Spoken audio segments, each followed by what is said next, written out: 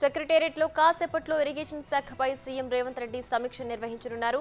సాగునీటి ఆఫీసులపై ఇటీవల విజిలెన్స్ దాడులతో రేవంత్ సమీక్షకు ప్రాధాన్యత ఏర్పడింది. కాగా ఇదివరకే మేడిగడ్డ కుంగుబాటు, కాళేశ్వరం ప్రాజెక్టు అవినీతిపై జ్యుడిషియల్ ఎంక్వైరీ కోరుతూ హైకోర్టు సీజేఐకు లేఖ రాశారు ముఖ్యమంత్రి. దీంతో తదుపరి చర్యలపై అధికారులతో చర్చించనున్నారు రేవంత్.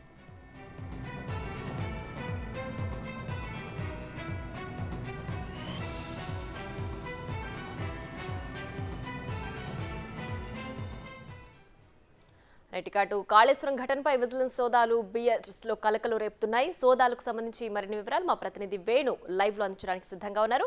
అటు వేణు చెప్పండి, కాళేశ్వరం అవినీతి అలాగే మేడిగడ్డ కుంగుబాటుకు సంబంధించి విజిలెన్స్ సోదాలు ముగిసాయి. దీనికి సంబంధించి పూర్తి డీటెయిల్స్ ఏంటి?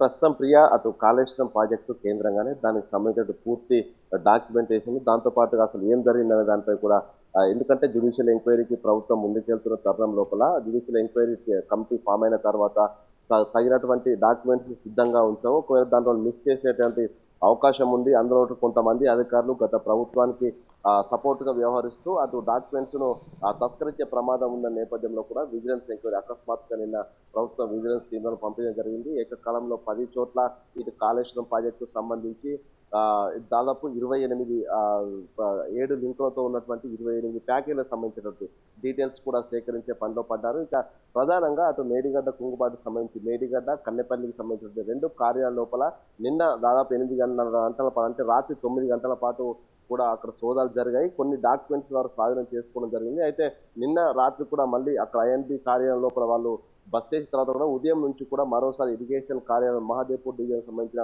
ఇరిగేషన్ కార్యాలయం లోపల మరోసారి సోదాలు నిర్వహిస్తున్నారు. దానికి సంబంధించిన పూర్తి డేటా కూడా సేకరిస్తున్నారు. ఇప్పటికే అటు మేడిగడ్డ కన్నెపల్లికి సంబంధించినటువంటి లాగ్ బుక్స్ 2018 నుంచి లాగ్ బుక్స్ పూర్తిగా ఈ 5 సంవత్సరాలకు సంబంధించిన లాగ్ బుక్స్ కూడా సేకరించినట్టుగా తెలుస్తుంది. దాంతోపాటు ఆపరేషన్ మెయింటెనెన్స్ సంబంధించినటువంటి ప్రధానమైనటువంటి డాక్యుమెంట్స్ తో పాటుగా రిజిస్టర్స్, ఆ సూపర్వైజర్స్ కానీ ఏఈ డిఈ స్థాయి అధికారులు విజిట్కి వచ్చినప్పుడు ఇన్స్పెక్షన్ చేసినటువంటి రిపోర్ట్స్, అదేవిధంగా కమిటీలు డ్యామ్ సేఫ్టీ బృందాలు చేసినటువంటి ఆడిట్ రిపోర్ట్స్ అన్నిటిని కూడా స్వాధీనం చేసుకున్నారు. మరికొన్ని హార్డ్ కాపీస్ కూడా నిన్న స్వాధీనం చేసుకోవడం జరిగింది. దాంతోపాటు సిస్టంల నుంచి హార్డ్ డిస్క్ కూడా సేకరించి మహాదేవ్పూర్ డివిజన్ ఏరియా లోపల ఇరిగేషన్ కార్యాలయం లోపల భద్రపరిచి వారిని సీజ్ చేయడం జరిగింది. వీటన్నిటిని కూడా ప్రభుత్వానికి అందించే ముందుగా జ్యుడిషియల్ కమిటీ ఆలోపే కనుక ఫామ్ అయి ఉంటే మాత్రం ఆ జ్యుడిషియల్ కమిటీకి ఈ సంబంధించిన డాక్యుమెంట్స్ అన్ని అందిస్తే అవకాశం కల్పిస్తోంది. మరోవైపు నిన్నటి వరకు తీసుకున్నటువంటి ఈ డాక్యుమెంట్స్ అన్నింటినీ కూడా కొన్ని అనలైజ్ చేసి ఎక్స్పర్ట్ టీమ్స్ పంపించిన తర్వాత ఒక రిపోర్ట్ రెడీ చేయడానికి కూడా సిద్ధమవుతున్నారు. ఎందుకంటే అటు ప్రధానంగా మేడిగడ్డ కుంగిన తర్వాతే ఈ యొక్క కాళేశ్వరం సంబంధించినటువంటి దీని లోపల అవకతవకలు జరిగాయి. అసలు నాణ్యత లోపం, డిజైన్ కూడా సరిగా లేదు.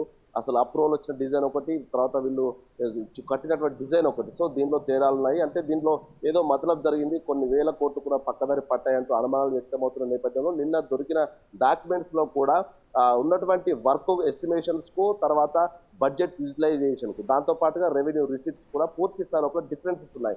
అంటే ఇక్కడ ఏదో జరిగినట్టు అనుమానాలు కూడా బలపడుతున్న పరిస్థితి కనిపిస్తోంది. అయితే ప్రధానంగా నిన్న అధికారులు చేసిన సోదాలు, ఎన్ఫోర్స్మెంట్ టీం సంబంధించినటువంటి డాక్యుమెంట్స్ స్వాధీనం చేసుకున్న తర్వాత కూడా కొన్ని కీలక అంశాలు అయితే బయటకు వచ్చాయి. దాంట్లో ప్రధానంగా కన్నెపల్లి పంప్ హౌస్ వద్ద ఎస్టాబ్లిష్ చేసినటువంటి ఆ 17 బాహుబలి మోటార్ల లెవెల్స్ లో పాటు దాంతో పాటుగా దాన్ని కొనుగోలు చేసినటువంటి థర్డ్ పార్టీ టీమ్స్ కూడా కొన్ని 100 కోట్లు చెల్లించినట్లు కూడా బయటకు వస్తుంది. సో అంటే దీని లోపల క్విడ్ ప్రోకో జరిగిందనేటువంటి ప్రస్తుతం అనధికారికంగా మనకు ఉన్నటువంటి సమాచారం. ఇందులో భాగంగా దాదాపు 20 నుంచి 25 వేల కోట్లు వేరే ఇతర సంస్థలకు మళ్లించి తద్వారా బయట నుంచి థర్డ్ పార్టీ ద్వారా తిరిగి కొంతమంది గత ప్రభుత్వం ఉన్నటువంటి నేతలు, అధికారులకు కొన్ని ముడుపులు ముట్టేట్లకు కూడా కొంత అనుమానాలు వ్యక్తమవుతాయి. సో ఇదంతా కూడా ప్రస్తుతం డాక్యుమెంటేషన్ కూడా అధికారులు, ఎన్ఫోర్స్మెంట్ అధికారులు భద్రపరిచారు. దీనికి సంబంధించి కూడా పూర్తిగా ప్రభుత్వానికి హ్యాండ్ ఓవర్ చేయడానికి అయితే ప్రస్తుతం సిద్ధంగా ఉన్నారు. అయితే ఇప్పటికీ ఇంకా మహాదేవ్పూర్ ఏరియా కమిటీ ఏంటంటే అక్కడే ప్రధానంగా అటు కన్నెపల్లి పంప్ హౌస్ కార్యాలయము డివిజన్ 2, అదేవిధంగా డివిజన్ 1 కార్యాలయానికి సంబంధించి మేడిగడ ప్రాజెక్టు సంబంధించిన కార్యాలయం, ఈ రెండు కూడా ఆ మహాదేవ్పూర్ డివిజన్ లోపలే ఉన్నాయి. కాబట్టి అక్కడ ఇంకా ఎన్ఫోర్స్మెంట్ అధికారులు సోదాలు కొనసాగుతున్నాయి. ఇదంతా ఈ రోజు సాయంత్రం వరకు కూడా పూర్తి చేసుకున్న తర్వాత పూర్తి స్థాయి డేటాను వచ్చిందని కన్ఫర్మ్ చేసుకున్న తర్వాత ఆ అధికారులు కూడా హైదరాబాద్కు వెళ్లే అవకాశం కనిపిస్తుంది. మొత్తానికి గత కొన్నేళ్లుగా ఇది ఒక అద్భుతం అంటూ గత ప్రభుత్వం చెప్పడం జరిగింది. ఆ తర్వాత ఇది అతిపెద్ద స్కామ్ అంటూ కూడా ప్రస్తుతం ప్రభుత్వం చెప్పింది. ఈ రెండింటి మధ్య కూడా తెలంగాణ ప్రజలు అసలు ఏం జరిగింది, మా సొమ్ము ఏమైంది అనేటువంటి ఒక డౌట్ లో ఉన్నారు. సో ఇదంతా కూడా మరికొద్ది రోజుల్లో క్లారిటీ వచ్చే అవకాశం కనిపిస్తుంది. దీనిపై కొంతమంది గత ప్రభుత్వం అటువంటి నేతలు అధికారులు కూడా జైలుకు వెళ్లే అవకాశం కూడా కనిపిస్తుంది. చూడాలి ఓవరాల్ గా ఇది ఎటు దారి తీస్తుంది, దీని లోపల అసలు ఎంత అక్రమాలు జరిగిందని బయటకు వస్తుందో అఫీషియల్ గా అధికారుల చేత దాంతోపాటు జ్యుడిషియల్ టీమ్ తో బయటకు వచ్చే అవకాశాలు అయితే కల్పిస్తా ఉన్నాయి. Right Venu, thanks for the updates.